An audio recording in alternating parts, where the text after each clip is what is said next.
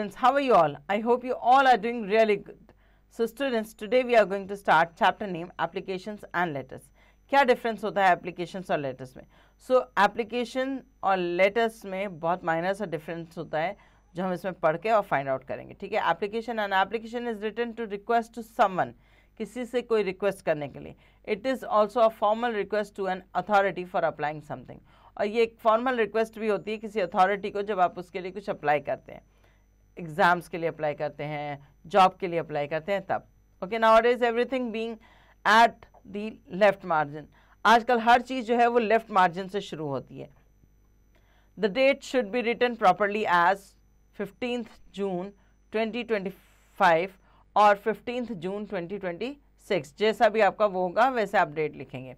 तो डेट जो है वो बहुत प्रॉपर होनी चाहिए. An application to the principal requesting him to extend you from attending assembly due to sickness, ताकि आपको जो है राहत दी जाए कि आप सुबह की असेंबली ना अटेंड करें क्योंकि आपको उसमें सिकनेस होती है, बीमार पड़ जाते हैं, उल्टी आना, चक्कर आना, जो कुछ भी है. To the principal JK public school Jawahar Nagar new Delhi 23rd September 2025-26 जो भी है. ना subject application to exempt from attending assembly for 1 week. Requested sir, with due respect, I Anil Gupta, student of class 4th B, request you to kindly exempt me from attending morning assembly and PT for 1 week, that is from 20th 9 2025 to 29th 9 2025, as I have recently recovered from viral fever and doctor has advise me not to take any strenuous physical task at least for a week. I shall be grateful to you. Thanking you. Yours obediently, Anil Gupta 4th B. So यहाँ पर starting में उसने बोला कि आदरणीय sir, मैं आपसे ये रिक्वेस्ट करता हूँ कि मुझे जो है मॉर्निंग के जो असेंबली है वो मैं अटेंड नहीं कर पाऊँगा क्योंकि मैं वायरल फीवर से उठा हूँ और डॉक्टर ने मुझे 1 हफ्ते तक किसी भी स्ट्रेस वाला जो काम है या अपने फिजिकल स्ट्रेस जो देना होता है बॉडी को, ऐसा काम करने से मना कर रखा है. तो आप कृपया मुझे ये परमिशन दें कि मैं जब अटेंड नहीं करूँगा पीटी क्लास को या फिर जो असेंबली है उसको, तो इससे किसी तरह का मुझे प्रॉब्लम ना हो, इसलिए मैं ये लेटर आपको लिख रहा हूँ. ठीक है. सो अगर आप इस तरह की परमिशन मुझे दे देंगे तो मेरे लिए बहुत अच्छा होगा, मैं आपका आभारी रहूँगा. और उसके बाद आपने अपना योर्स ओबीडिएंटली वगैरह लिखना. Now the application to the principal to issue you the transfer certificate. Transfer certificate मांगने के लिए आपको एप्लीकेशन लिखनी है. To the principal new angels public school Faridabad March 10 2025.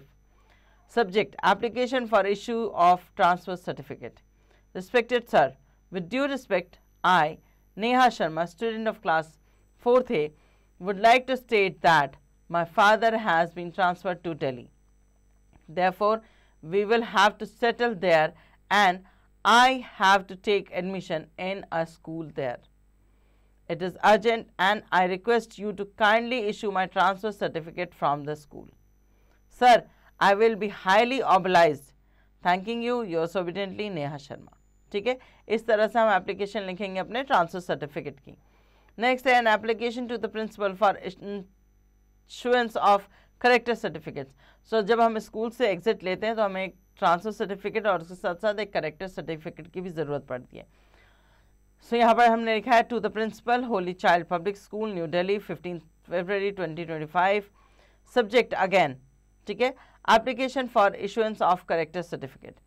Respected sir, with due respect, I, James Matthews, student of class 4th C, would like to state that I have passed my 3rd class in 2024 from your school and secured 2nd rank in the class. I was also the prefect of my class. I had participated in many cultural activities in the school and performed well. Now, my father has been transferred to Delhi.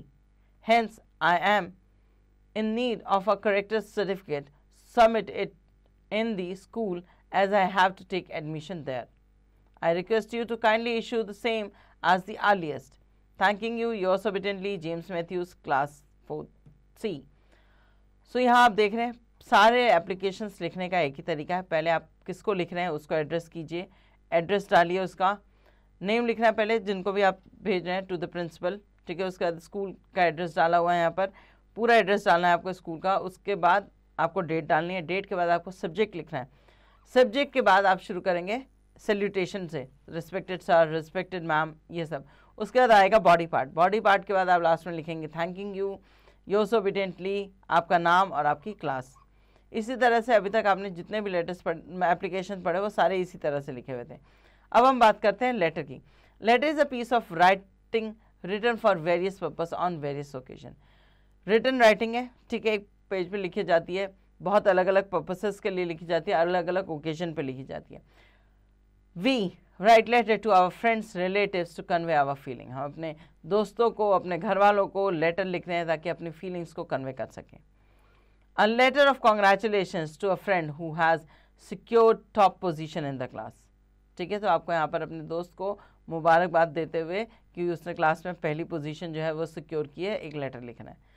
Aanchal house, new Ashok Nagar, Delhi, 5 जुलाई 2025। यहाँ पर house address लिखना है पहले उसका, जिसको आप भेज रहे हैं, उनका नाम, उनका एड्रेस, उसके बाद डेट, डेट के बाद से शुरू होगा पेपर जब लेटर अंदर खुलता है तो क्या शुरू होता है ऊपर से, my dear Ahana, hope my letter finds you in pink of your health. Pink मतलब आप अच्छी, जब मेरा लेटर आपको मिला होगा तो आप बहुत स्वस्थ, अच्छी हेल्थ के साथ होंगे।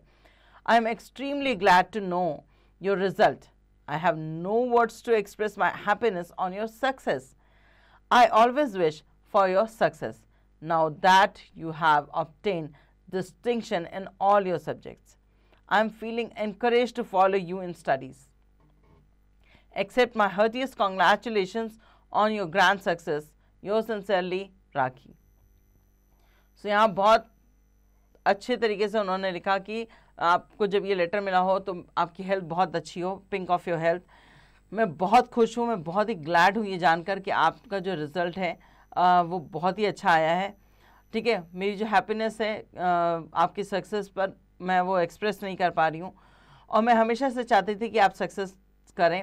और अब आपने जो ऑब्टेन किए हैं सारे सब्जेक्ट्स में डिस्टिंक्शंस ऑब्टेन किया, मतलब आपने हर सब्जेक्ट में अबव 75 स्कोर किया है, और मैं बहुत एनकरेज फील कर रही हूँ कि मैं भी आपके जैसा ही स्टडी जो है वो फॉलो कर सकूँ। और मेरा दिल से आपको बहुत सारे मुबारकबाद, जो कहते हैं हार्दिक बधाई जिसे कहते हैं, तो हार्टिएस्ट कॉन्ग्रेचुलेशन का मतलब है हार्दिक बधाई देती हूँ मैं आपकी इस ग्रैंड सक्सेस पे। ठीक है, उसके बाद आपकी सिंसियरली राखी।